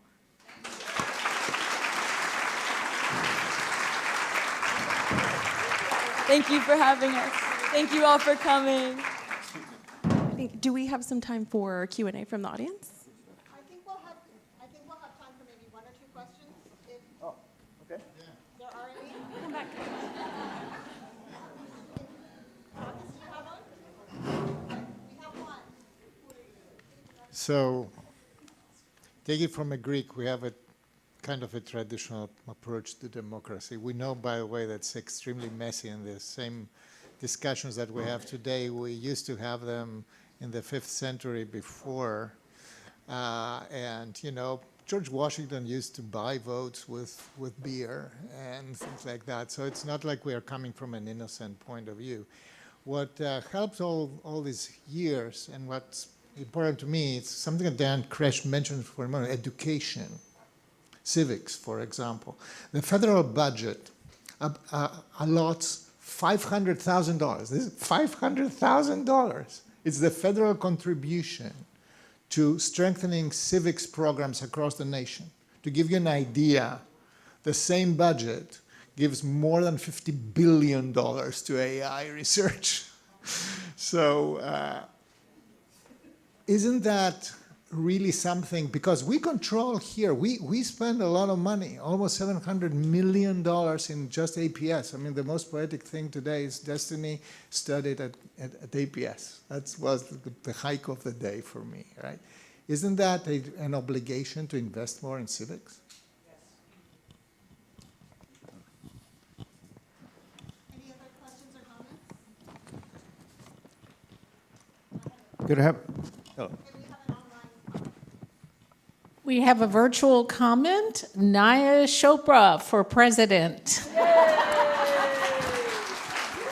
All right. Could I have a reaction to Taki's comment?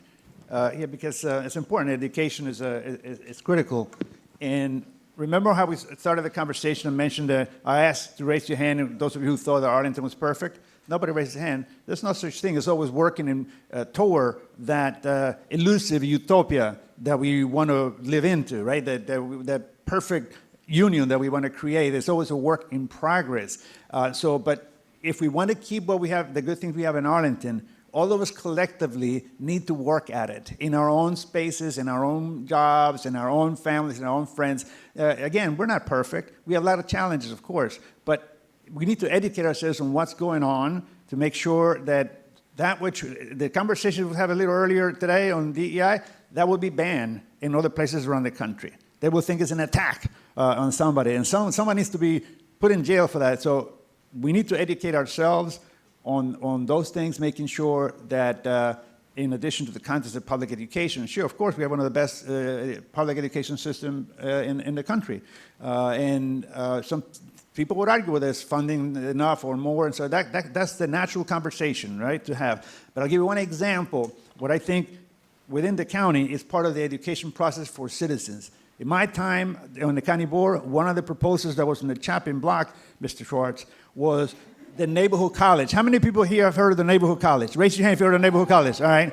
You know, that is it's a short program, it's relatively few weeks, but it informs the community about what's going on in the community. Who's the county manager? Who's the county board? What does he do? What does the human services, what do they do? You know, and because we assume that everybody knows that we know, no, that's not the case. And initially it was for people who don't speak English to need to learn it, but we found longtime civic activists who also taken it and the course and learn about our community. So that's another way of educating from the county level where we're not a public school system, where we can educate the community and figure out, you know, hey, there's a way you can join an advisory commission and have your voice heard, you know, in whatever area of life you value. So let's educate ourselves in that, and let's not put the neighborhood college back in the chopping block again, Mr. Schwartz. Nowdy, do you have anything to say to that? No, just kidding. Okay, well, thank you, everyone. Please join me in giving a round of applause to all of our panelists.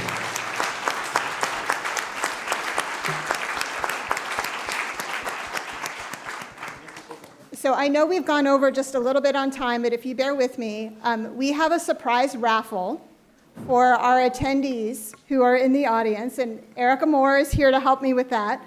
And so we have a few books that we wanted to give away related to today's themes of racial equity, civic activism, and voting.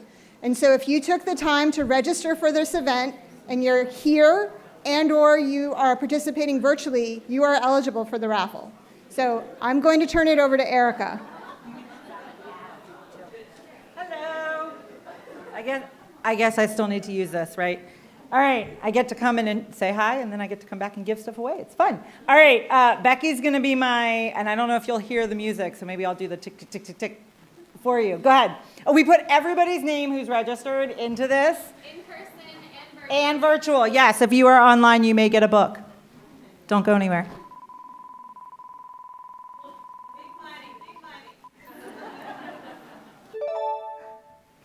Debbie Woodbury. Come on down. She must be online.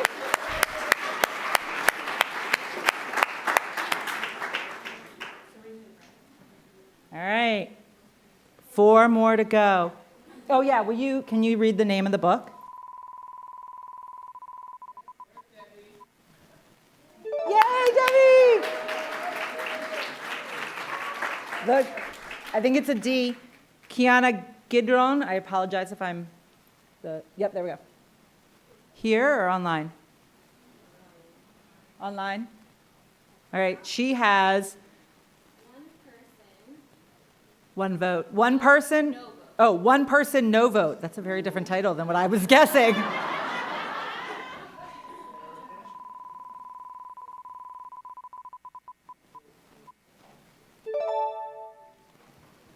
Kathy. Is Kathy here? She might be online.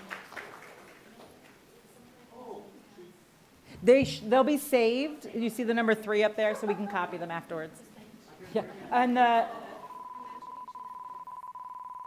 Imagination, a manifesto. Oh, Tamika! Yay, and in person!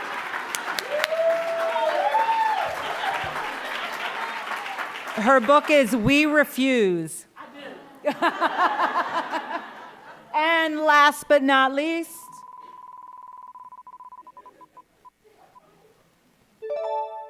Scott McPartland. I haven't seen him here. He must be online. Are you calling me a racist? So there we go. Thank you all.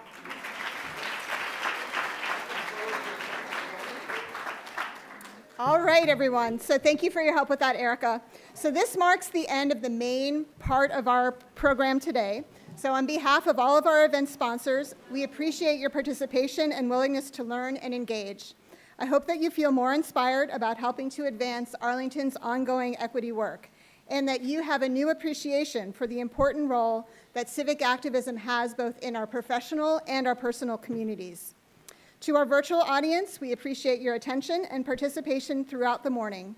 To help us improve and learn for future events, we kindly ask you to scan the QR code on the screen, which will take you to a short questionnaire for providing feedback on our event today.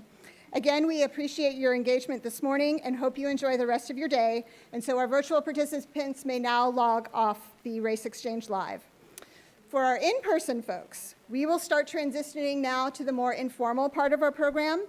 You can take a quick break now if you'd like to. You can chat. Everyone seemed very chatty earlier, so please continue those conversations.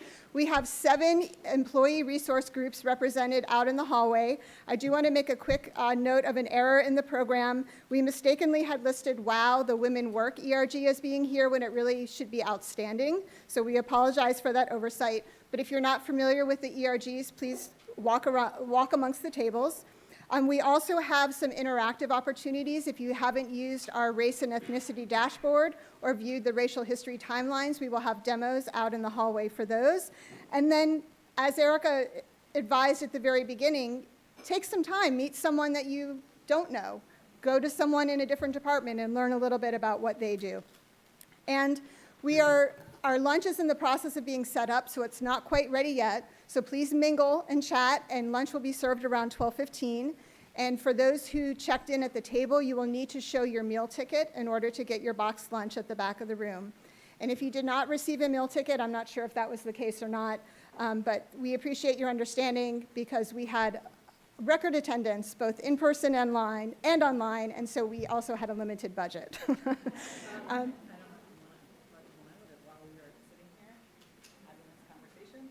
Okay, so a headline was just shared with me, a timely topic. Divided Supreme Court allows Virginia to purge suspected non-citizens from voter rolls. And I'll let you all ponder that thought. That's a topic for a conversation over lunch. So the last thing I just want to mention is our caterer today is the Arlington-based nonprofit Kitchen of Purpose. Their mission is to use the power of food to create social and economic change in low-income communities. They provide bilingual culinary training, food service incubators programs, food assistance programs, and cafe and catering services. So be sure to come back in around 12:15 and we will have lunch ready for you. So thank you. Thank you for including me. Are you ready now? Yeah. I have something for you. Oh, okay.